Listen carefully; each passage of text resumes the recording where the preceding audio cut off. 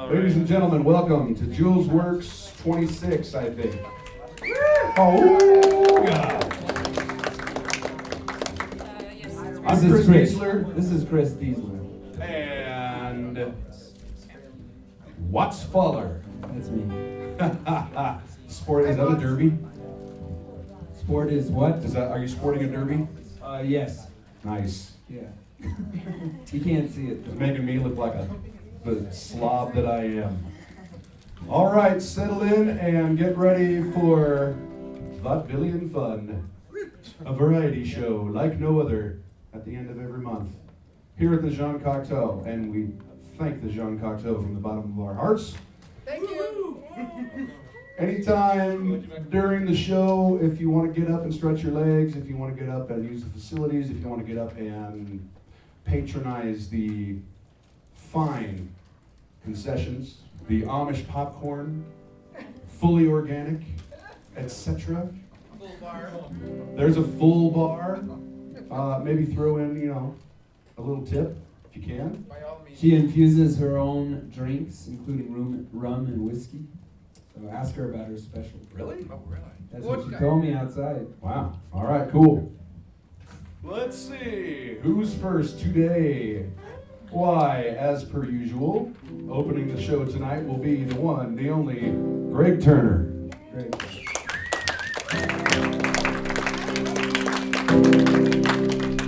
Need a mic. But I can project. Woo! Good start. Thank you. Is that yours? We try to be professional. I thought that was a spit there. I'm sorry.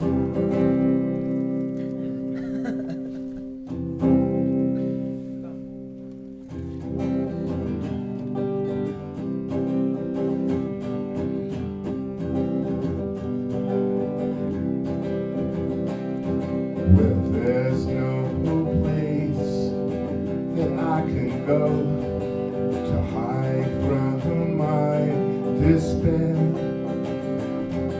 If there's no way that I can show you just how much it is that I care, and all agree that it's just hopeless if you reject this request for closeness.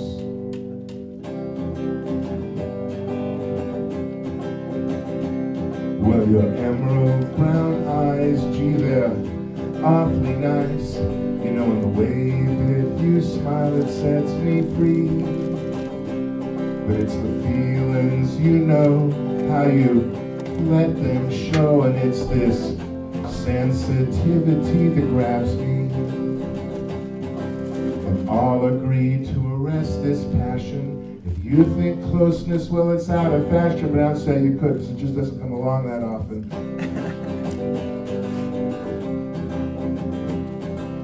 Whoa, whoa, whoa, whoa, whoa, oh, whoa, whoa, whoa, whoa, whoa.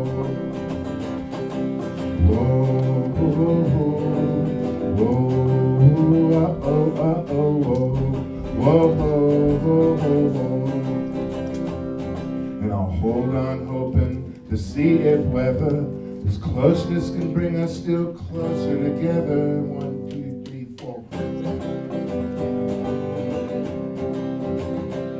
With your emerald brown eyes, gee, they're awfully nice. And the way that you smile, it sets me free. But it's the feelings, how you let them show. And it's this sensitivity that gets me. And all agree to arrest this passion. If you think closeness was out of fashion. Whoa, whoa, whoa, whoa, whoa, whoa,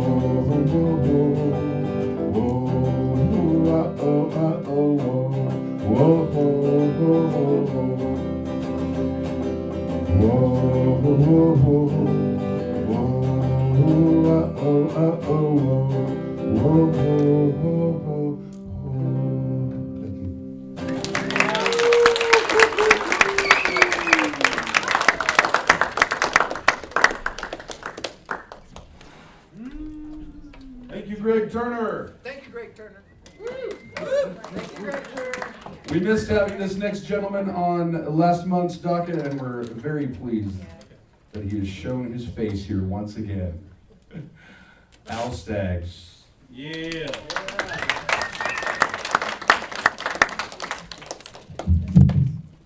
I tell you, I get no respect.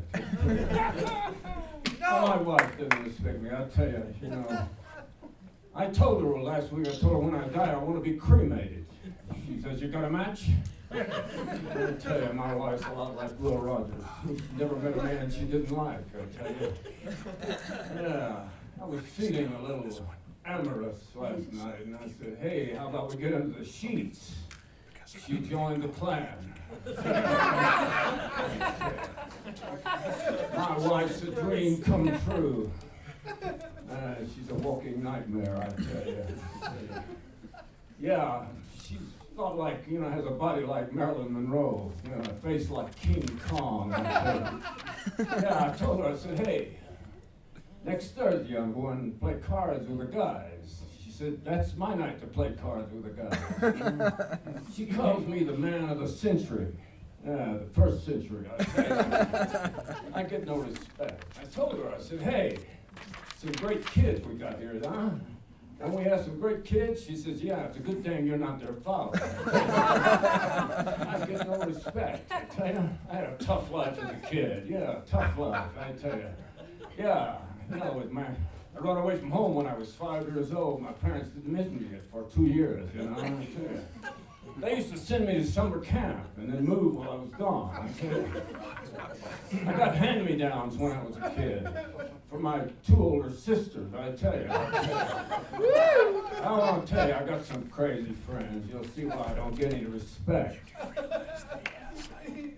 No. Good gravy. Y'all put too much bleach in your face, so. My goodness. Good gravy. You know, black is beautiful. Brown is romantic. Yellow is mellow. Red is right. White skin is a sin. Thank you very much. I'm coming to see you, Leslie. I'm coming, honey. I'm coming.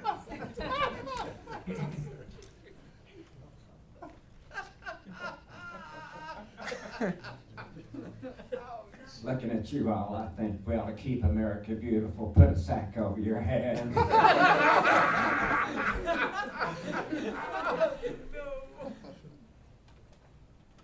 What kind of fool am I? Thank you very much. I'm from here, from Hoboken, New Jersey. And I know it's hard, I was the blade, but I was, in my senior class, I was the most handsome. Of course, I was the only guy in the class.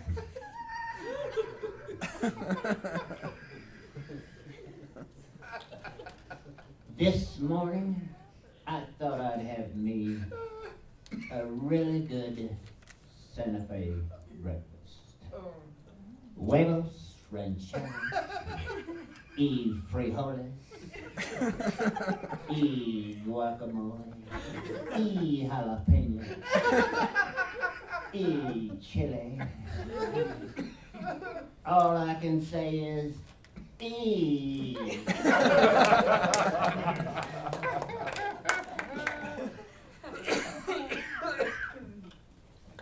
Always Shazam, Shazam, Shazam. I get so nervous in front of you people. You know, the recruiting posters said, you know, join the Marines and go to Paris Island. That sounded so romantic. I hadn't been in training for 2 weeks, and I said, this isn't what I bargained for. I told Sergeant I was going to quit and go home. He said, Gomer, you are home. No.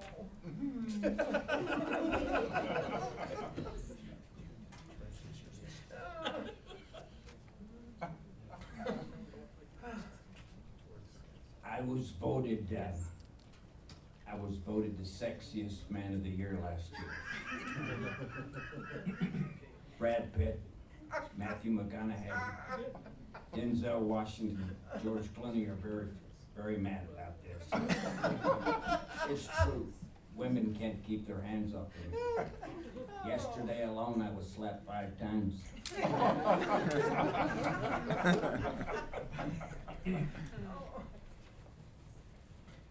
Hiya, Joe. I was just hanging around the Cocteau Theater. Wasn't doing nothing. Yeah. I almost got married last week. Yeah. And then my wife and I was standing in front of this minister in this long, flowing robe, and he says, "Do you take this woman to be your lawful wed wife to have and hold in sickness and in death? I mean, sickness and in health, and death do you part, so help you God." I said, "I didn't bargain for that. I just want to have fun on the honeymoon." Yeah.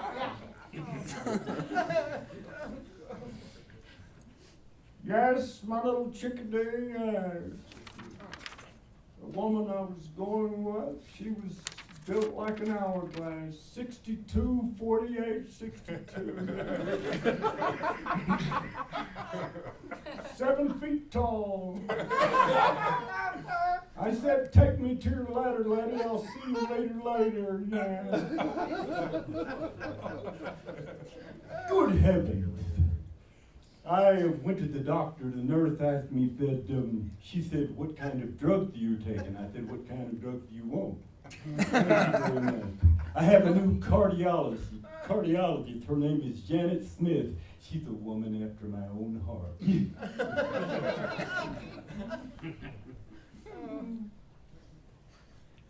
You know, like Cheech and I were like on the, we were like on the ski base.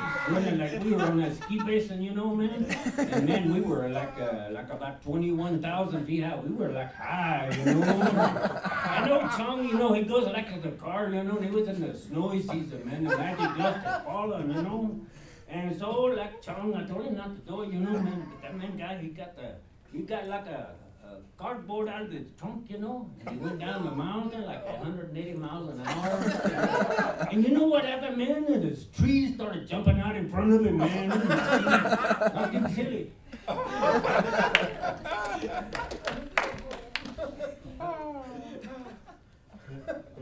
You better watch out on him.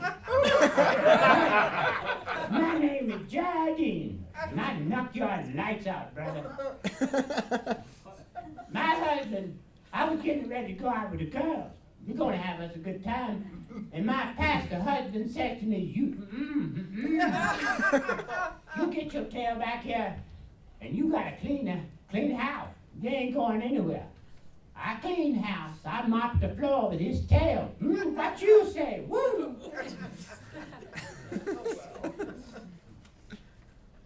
No. My name is Marty Fricker. I love children. Boiled, baked, or fried. Yeah.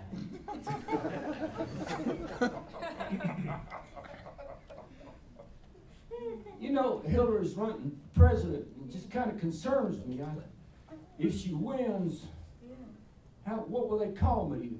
Best man? First man? Maybe the better half? Or yes, dear?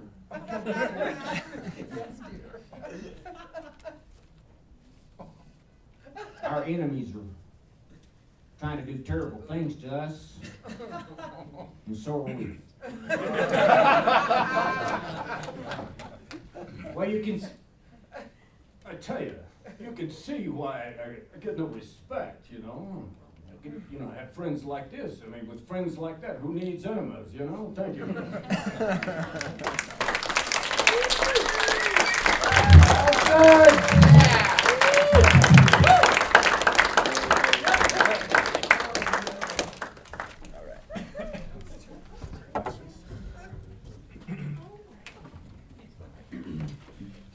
It was good to see you all out on Santa Fe's nightlife, proving that there is one. Thanks for being here. You gotta make it yourself. The next skit we have coming up is called A Little Bit of Fry and Laurie, Salmon by Quinn Mander and Jules. And it says here that Quinn is leaving this ultra cool city of Santa Fe, New Mexico, to move to the even cooler New York City. So it's part of this. This is part of the theme of this show is sending off these great, talented people to the place they're going. So, are you guys ready? Yep. Bring them on up. Here they are, Jules and Quinn Mander.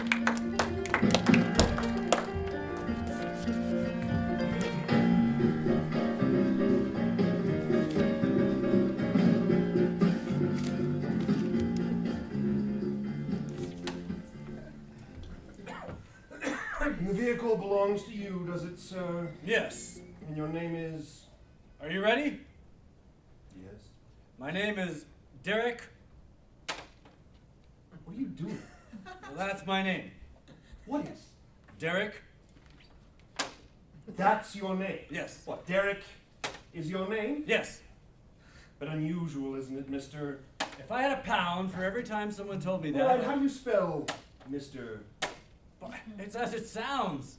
Yes, but I wonder if you wouldn't mind actually spelling it for me, would you? Oh, couldn't you just figure? I'd be very grateful if you wouldn't mind. N-I-P-P-L-E. Nipple. Nipple. What nipple? What? Where? What are you talking about? N-I-P-P-L-E Hyphen E. hyphen E spells nipple. In my book, it does not spell. Are you mad? I thought the modern policeman was supposed to be a highly trained law enforcement unit, and you can't even spell. All right, Mr. Nipple Address. What's your address? Are you talking to me? Yes. You want to know my address? Please. Or do you want to know Mr. Nipples' address, whoever he is? Your address, please, sir. Okay. My address is number 22, Kings Lynn. Now watch it. Watch what? Just watch it. Watch what, for heaven's You sake? do realize, do you, that assaulting a police officer is an extremely serious offense? Well, yes, I'm sure it is. Very serious. However, giving your address to a police officer when asked for it is not a serious offense, is it? Or maybe it is. Perhaps the laws have changed since I was last booked, and maybe the Home Secretary has had to enact stricter enforcements to fight the rising tide of people giving their addresses to policemen when asked for them. All right, my fault. Ask a stupid person, get a stupid answer. I beg your pardon. So let me just check this with you, Mr. Yes? Just to make sure I've got this correct. Your address is number 22. No. Are you deaf? It's 22 Kings Lynn. Oh, I'm sorry. I thought you said number 22. Well, I didn't. I'm very sorry. I can't read my own writing. Well, get a typewriter. If only we could afford it. Actually, from some angles, it looks like number 22. Ow, that was too hard. Well, I'm sorry, sir. You're right. We really should get a typewriter. No, I mean that was too hard. Well, you must admit it's an unusual address for anyone to get the hang of. Oh, never mind the fucking sketch. That was too hard. That really hurt. Diddums. Did the nasty actor hit the poor little twerp too hard in the face? Fuck off. He's just a child, really. Just kiss him.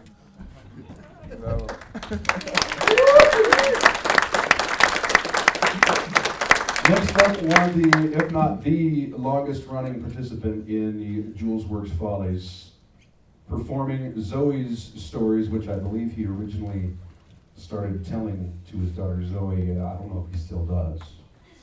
He probably does. He's smiling real big. Please welcome Patrick Chavez. Yeah, please. On a stand or Yeah. in your hands? Okay.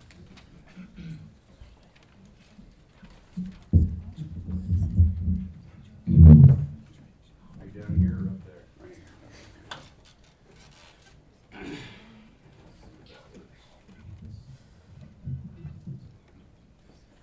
Rainmaker. Some say the legend was true. Other people said it never could have happened. Me, I was there and saw how everything occurred. You see, it hadn't rained for months and months. The clouds never came. It was a warm Tuesday afternoon. The sky was clear and dry. It was hot and hotter became. Soon, the people decided to get together and hire a rainmaker. Now Zoe, she was known far and wide for her rainmaking abilities, and she was scheduled to be there at 3 in the afternoon. The people waited and gathered, and she pulled up in her cloud-covered rain van. She got out. Her smile shined, lit up her face. Her brown eyes sparkled with a sense of mischief and wonder. The most incredible part about her was her hair. It was brown with golden highlights and curls that wound around her face. Ringlets hanging down just as pretty as could be. She walked with style and grace, walked up to the mayor and shook his hand. He explained that it hadn't rained there in almost a year. It was so dry the cows was giving out powdered milk. The lake began to dry up, and the fishermen caught the fish and they was already cooked. Zoe took a step back. Boom! Her hands clapped together. Again, one time for all 4 directions. She rubbed her hands together and warmed them up. Nothing happened, and the crowd began to jeer and make fun of her cloud and rain-making abilities. And then again, boom! Like thunder and lightning. She clasped her hands together, only this... Oh, sorry. It worked.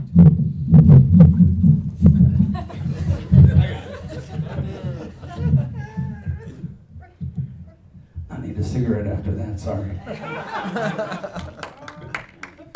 What did you say? All right, okay. All right. The clouds began to slowly rumble. Off in the distance, little thunder was heard. Soon the clouds came a-roaring in. Thunder and lightning struck, and a little tiny drop landed right on her nose. She giggled with excitement. First one drop, and then another, and soon a torrential deluge poured down upon them. Now the people were so happy they was laughing and jumping and dancing and singing in the rain. Singing in the rain. Everybody was so happy. Zoe walked up to the mayor, shook his hand, collected her feet, and got into her cloud-covered rain van and drove off with the windshield wipers a splishing and a splashing this way and that. And like I said, if I wasn't there, I never would have believed this story either. The end. Thanks, Mike. Come over.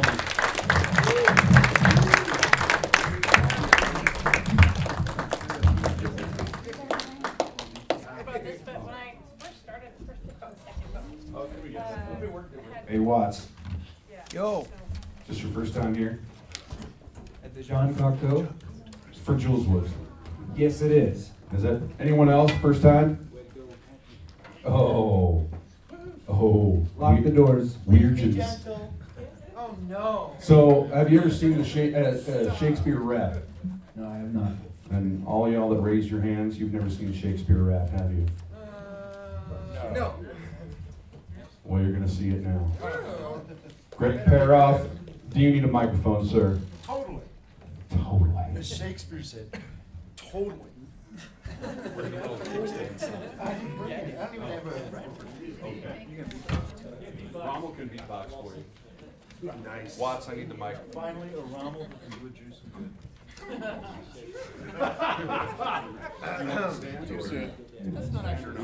Welcome on back to the Shakespeare Home Companion. We're doing good. We're all here at the Jean Cocteau Theater. We're getting ready for a little Shakespeare rap. You all ready? Yeah! You all ready? Okay. Any fans of Shakespeare in the house tonight? Oh, there's a first for everything. That's good. It's good to see you all. My name is Greg Perro. I kind of travel around, do stand-up comedy, Shakespeare, and Shakespeare. I'm ready to go out to, where am I going?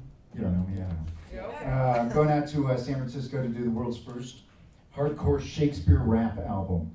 So that's gonna be fun. I started out about 5 years ago working at Renaissance Festival. I started out doing Shakespeare about 20 years ago. But Take me on, baby. what's that? Take me on. Take you on? Yeah. All right, let's see if we can do it. We're gonna try it? Let's just go straight into it. They're getting bored of me. Shakespeare's good for rap. He's got the beat, he's got the meter. It's DJ Jazzy Shakes and the Fresh Prince of Denmark. Let's see what we can do. We'll try sonnet. I'll follow you. Okay. Anyone have a favorite sonnet out there, by the way, any chance? 39. Okay, we'll do 29. Sounds good. Let's do that. That's my favorite one. It's about a man who loves a woman, but sometimes he forgets that he loves her. He forgets how important she is. He starts worrying about all sorts of things. He gets depressed. And this is how you do it real fast. Let's, as we say at the Renaissance Festival, let's drop it, that beat. Here we go.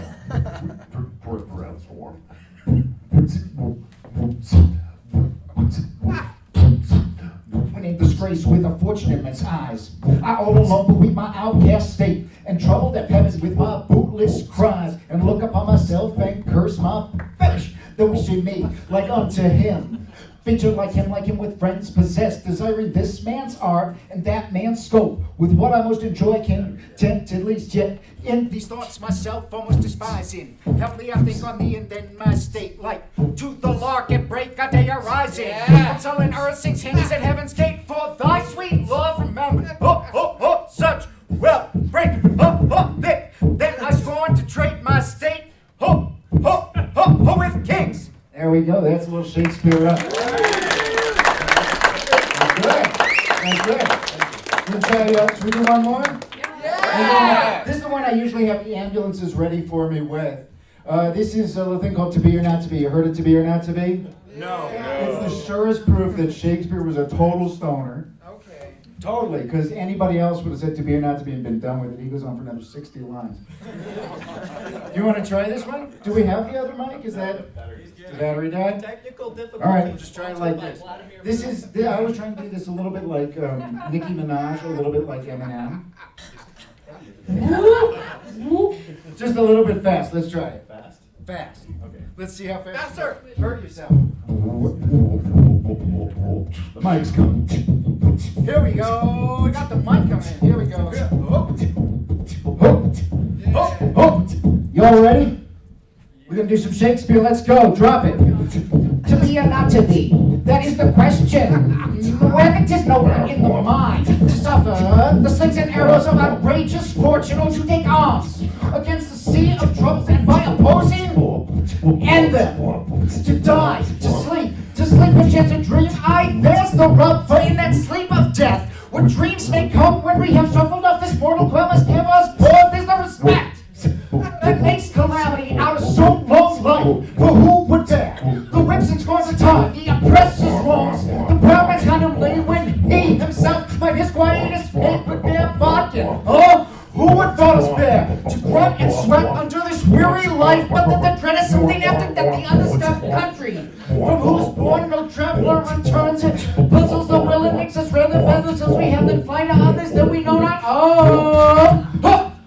Thus conscience does make cowards of us all, and the native hue of resolution sicklet o'er with the pale cast of thought in those enterprises, of great pitch and moment. With this regard, their curtains turn awry and lose the name of action. But soft you now. Thanks a lot, guys. Yeah! And all's well that ends well. Gold star. Wow, I'm gonna go ahead and start. Yeah. can't wait to hear that album. I mean, really. You know, I work at a radio station, right? I'm gonna play it on the air, whether they want me to or not.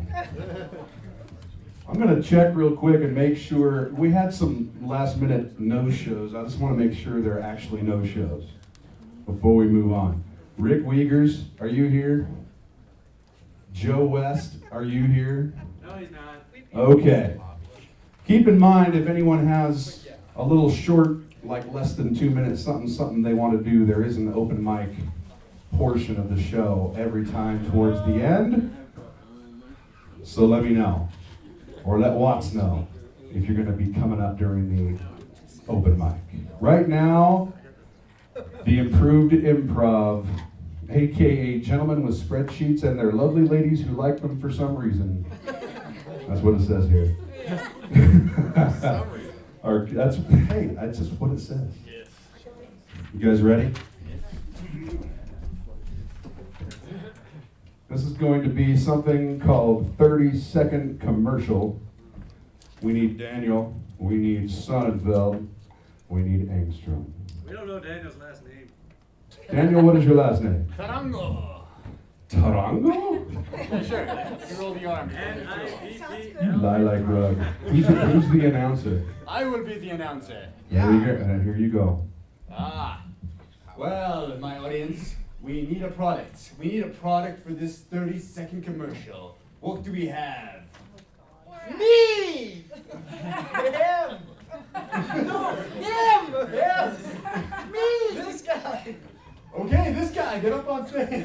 Oh my God. You're in trouble now. What is his title? Yeah, what is Are he? we telling is he him? a What man? is he? Is he an object? What is he? What is he? G-O-D. King of sex slave. Giant hat. He's a condom. G-O-D. No, D-O-G. Okay, I can do that. G-O-D?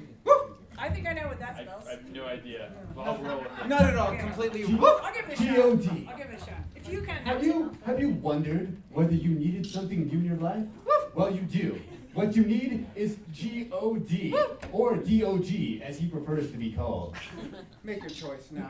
All right, Laura, are you missing something from your life? I have just the thing you need. You need this man who barks at people. Oh, Lord. Wait. Lord, you finally answered my prayers. I've been praying to you all day and all night. My family are dead. Please help them.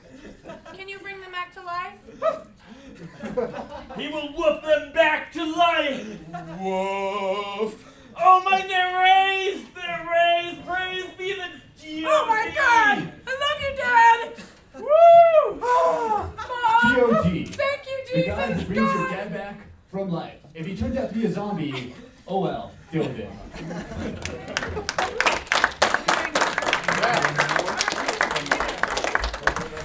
One more. Another product from the audience. A ridiculously large hat. The sum of two numbers. 4! Multiplication else? tables. Sell me multiplication tables. You can't sell those. What kind of Shoes that dance on their own. Shoes that dance on their own. I like that. What? Shoes that dance on their own. Shoes that what? You have to actually speak into the mic. Okay, I need to speak into a mic. Shoes that dance on their own. Have you ever wondered why you couldn't dance? Well, it's because you were a terrible dancer and you never practiced. Well, I have something for you. We have shoes that dance on their own. All right, well, Laura, let's see your dancing. You've got an F so far. Now let's see how you dance. I have a problem. You do have a problem. That's terrible. That's the worst dance I've ever seen. I think that there's only one thing that can cure you. It's the shoes that dance on their own. Put this on. Put this on. Are you sure? I don't Yes, put it on right okay, now. okay. I can't take it anymore. There. All right, now let's see the shoes on. I need to hear some Beyonce. Come on. I'm not. There will be no music for this. I need Music. music. Go, shoes, go! Oh my God! Give me another shoe quickly.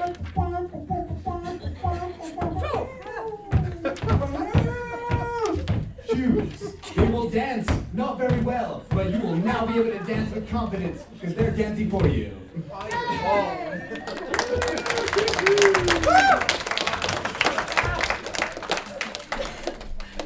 We are going to miss Laura's sparkling wit and personality. She's moving to the Northwest, where she will no doubt learn how to brew a mean cup of coffee. Hey Daniel, can you throw me my water bottle? Oh, perfect. You could have blocked it with my face. So next up we have author Christine McKenzie. We'll read a short passage from her new novel, Lisa Bennett Visits Utopia. McKenzie is an actress, writer, director, producer, and not to sound too modest, also a lover. Are you in the house? Yes, I'm in the house. Would you like a microphone? Thank you. You need a hands-free microphone. Could we have it down here, please? Don't let it fall. Well, since the program says farewell humans, just put yourself into this spaceship with me for a moment. Yes. It's the story of a young NASA astronaut, and it was written 2 years before gravity. She finds herself abducted before her official NASA mission. Into the mic, please. You have to plug right into it. As she regained consciousness, Lisa realized her ribcage was bruised. Her torso was tightly wrapped in elastic bandages, which caused her considerable pain. On top of that, she felt disorientated and groggy. She thought at first she was hallucinating in some mental hospital or maybe on drugs. That profound sense of unreality was underscored by the fact that she was weightlessly floating about below a softly padded ceiling in that oh so familiar zero-gravity environment, which she loved. But she wasn't wearing a spacesuit, just her regular clothes. The pain in her ribs was somewhat bearable. Having already logged well over 80 hours of space flights, she recognized in one alarming instant that this was the main cabin of a spaceship hurtling at great speed through outer space at precisely 0.8 c, or 80% of the speed of light. Lisa did not recall buying a ticket for this suborbital journey. She knew it was an alien craft. Having taken off cleanly by firing up 2 powerful engines, working on 2 main burners, it lifted off at 2,000 miles per hour. And right now was gaining speed fast to eventually reach 80,000 miles per hour. The noise in the cockpit was deafening and made her consciousness return with a bang, as everything appeared to be shaking. Looking down, she saw a perfect stranger, human thankfully, sitting at the controls of this highly evolved modern spacecraft.